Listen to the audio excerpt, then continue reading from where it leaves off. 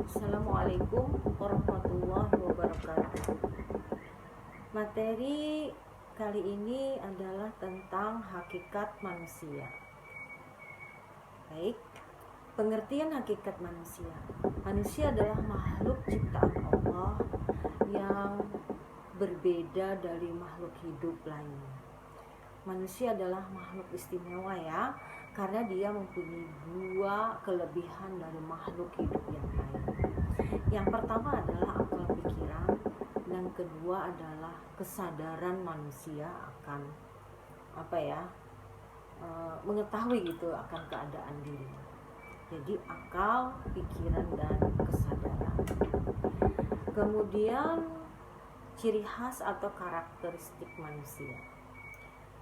Yang pertama adalah kreasi, yang kedua ilmu, yang ketiga kehendak, yang keempat adalah akhlak. Jadi kreasi itu, manusia itu dari buah pikirannya itu dia menghasilkan sesuatu. Kemudian ilmu itu adalah usaha sadar untuk menyelidiki, menemukan, memahami, meningkatkan pemahaman manusia dari berbagai kenyataan di alam manusia. Jadi ilmu atau pengetahuan itu adalah ciri khas dari manusia. Kemudian manusia juga memiliki kehendak, ada kemauan dan juga ada harapan.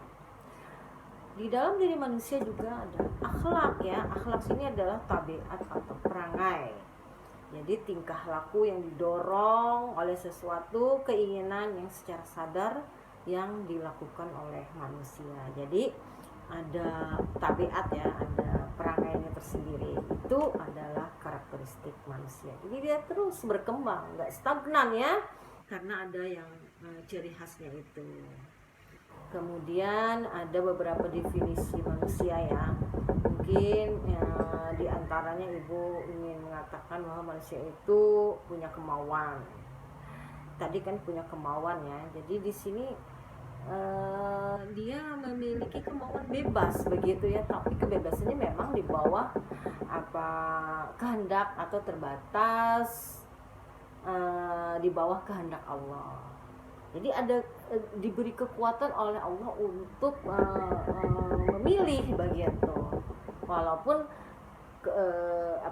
kemauannya itu karena sebagai makhluk tetap di bawah kendali Allah.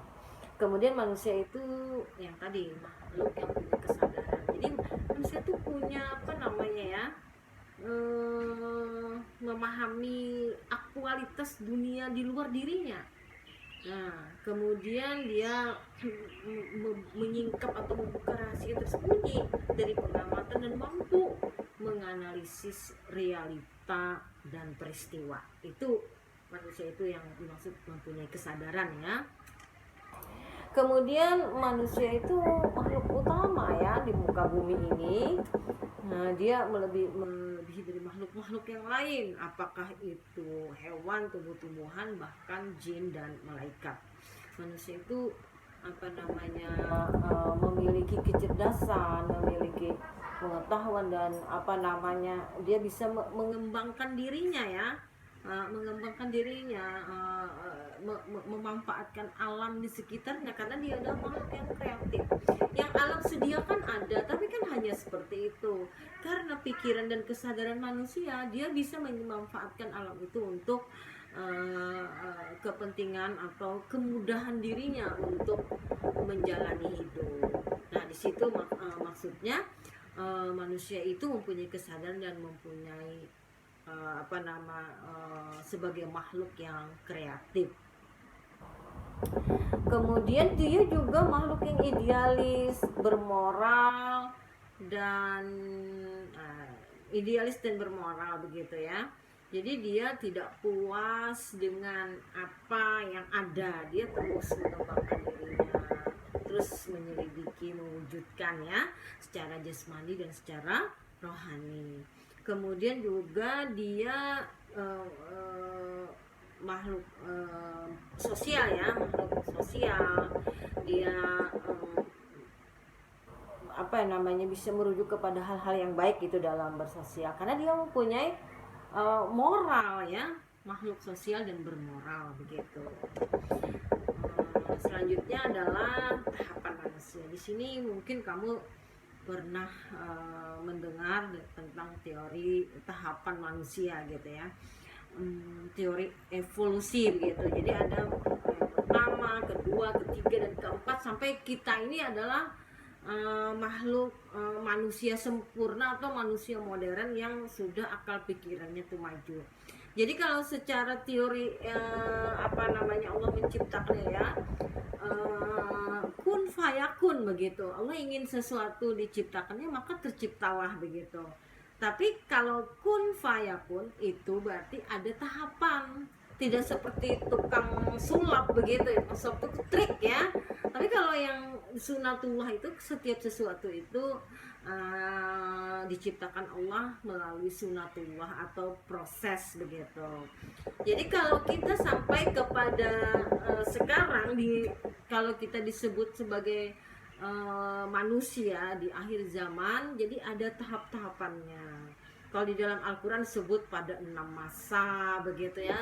Itu macam-macam penafsirannya. Maksudnya diciptakan secara berkesinambungan begitu. Jadi kalau menurut teori atau sains, walaupun itu juga yang namanya ilmu pengetahuan itu bisa juga dibantah ya, ibarat sebagai puzzle itu dia itu belum bagi gaib bagi manusia ya, karena masa lalu itu seperti direka-reka dalam ilmu pengetahuan, melihat kepada keadaan peninggalan-peninggalan zaman dulu. Para ilmuwan itu mungkin mengeluarkan suatu teori. Jadi pada tingkat fasenya itu kan dari fosil-fosilnya itu ditemukan manusia itu yang belum semodern sempurna sekarang ya. Jadi ada manusia ditemukan tahun 1942 gitu ya.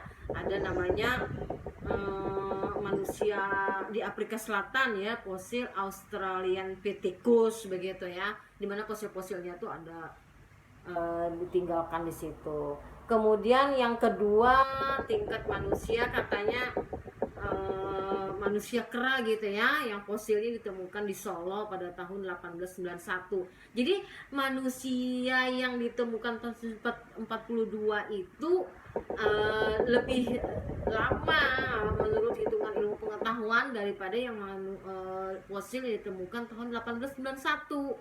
Jadi fosil manusia yang ditemukan 1891 itu lebih muda umurnya daripada fosil yang ditemukan tahun 1942.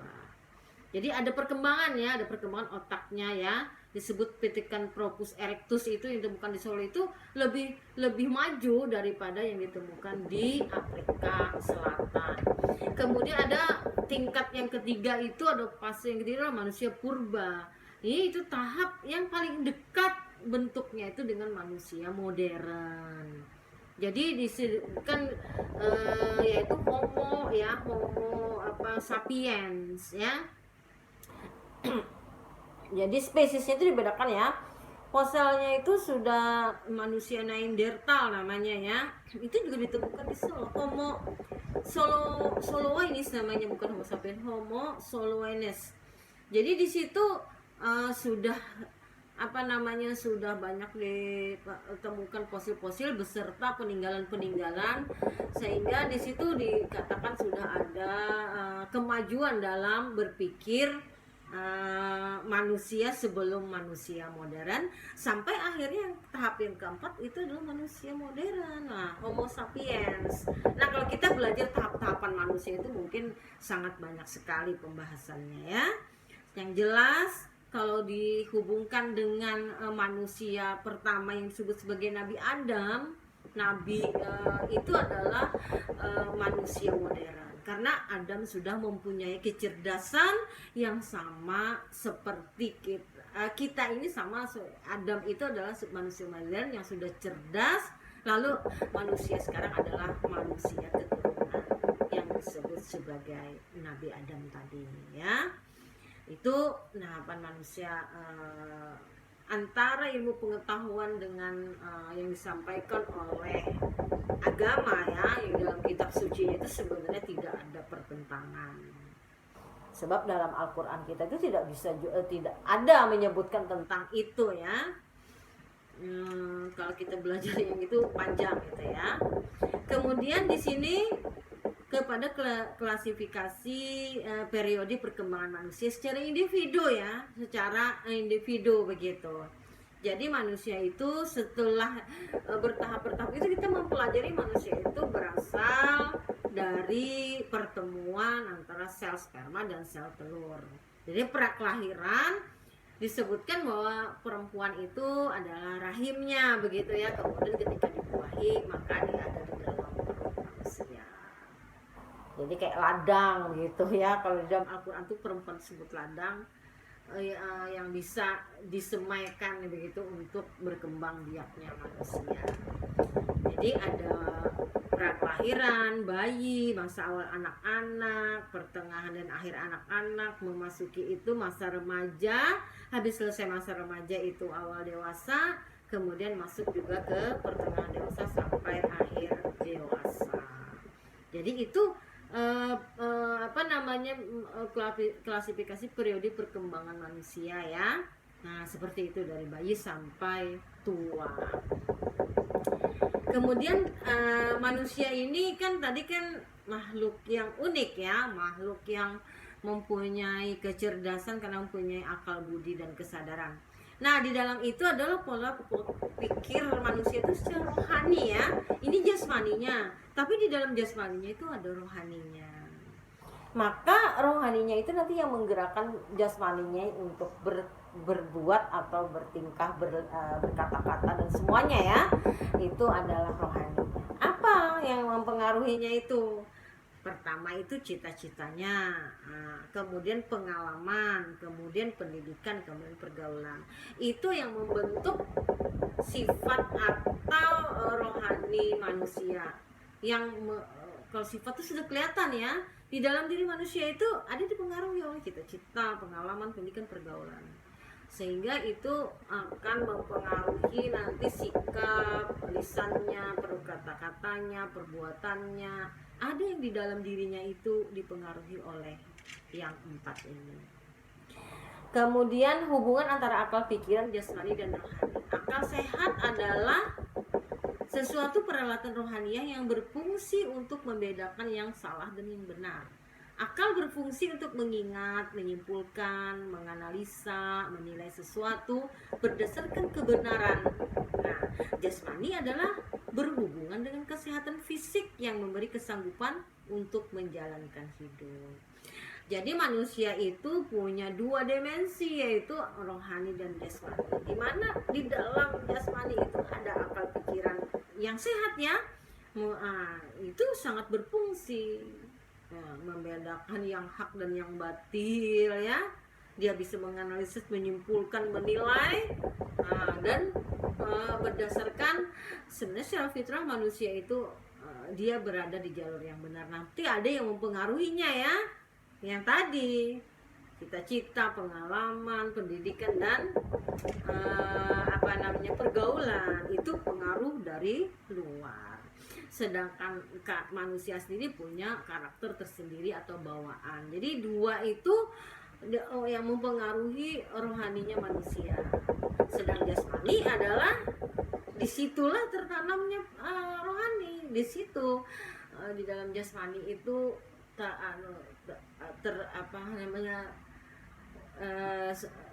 tersembunyi ya, yang namanya batin. Rohani itu ada di dalam jasadnya, fisiknya manusia. Kemudian manusia tadi punya kelebihan ya, kelebihan terbaik lah di antara makhluk Allah, makhluk hidup yang Allah ciptakan. Dia mempunyai kelebihan. Makanya manusia itu adalah sebagai mempunyai kedudukan yang lebih di muka bumi ini. Yang pertama, dia sebagai abdi atau hamba Allah. Sebagai hamba Allah, wa ma khalaqtul jinna wal insa illa liya'budu. Dan tidak aku ciptakan jin dan manusia kecuali untuk mengabdi kepada Allah. Itu tugas manusia itu mengabdi pada Allah ya, jin dan manusia ya. Jadi karena tadi dikasih makhluk jin ya, tapi jin itu tidak sempurna manusia. Manusia itu jasmani fisiknya terbaik, tidak seperti makhluk yang lain ya. Yang kasat mata jin, binatang dan tumbuh-tumbuhan. Yang tidak kasat mata malaikat, jin. Di dalam jin tuh ada yang jenis iblis juga ya. Iblis itu termasuk bagian dari jin, makhluk gaib juga. Iblis, jin dan malaikat. Hanya itu kalau yang iblis itu bagian dari jin begitu ya.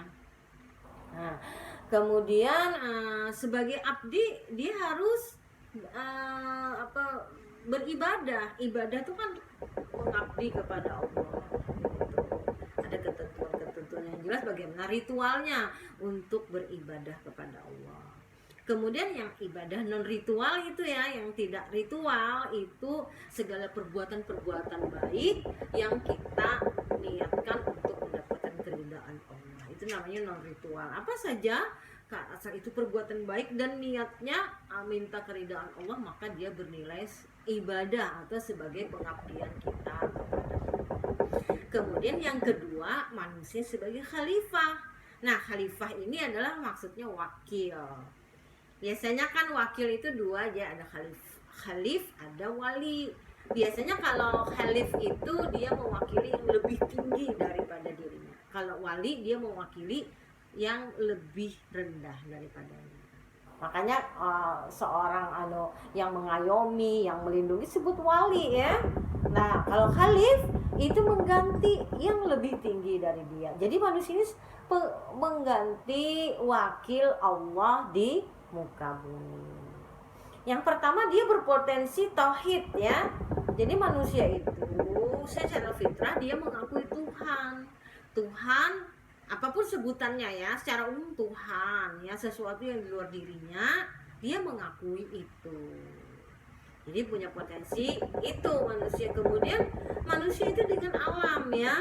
Nah, sepenuhnya kalau makhluk yang lain itu di bawah kendali sunnatullah. Nah, kalau manusia itu mempunyai kekuatan untuk memilih begitu. Kalau makhluk lain nggak punya pilihan. Sesuai misalnya matahari, bulan, bintang ya. Nah, kalau makhluk-makhluk yang hidup yang lain juga tidak sesempurna manusia seperti jelaskan tadi ya. Dia sesuai perintah Allah, tapi manusia punya pilihan sebagai khalifah tadi ya. Nah, kemudian manusia itu sebagai pemakmur bumi. Nah, di sini sebagai pemakmur bumi itu manusia itu ya tadi sebagai pemelihara alam semesta. Khalifah di sini seluruh manusia itu adalah wakil Allah di muka bumi. Itu secara luasnya begitu, khalifatullah fil ardh, sebagai khalifah di muka bumi. Dia yang mengatur, dia yang memutuskan, dia yang membijaksanai sesuai dengan tuntunan Allah melalui wahyunya, secara sadar atau tidak sadar, secara fitrah dia selalu ingin berbuat baik, ingin memelihara bumi dari kerusakan secara fitrah. Apalagi nanti ada juga diantaranya yang harus dengan bimbingan kitab suci, karena melalui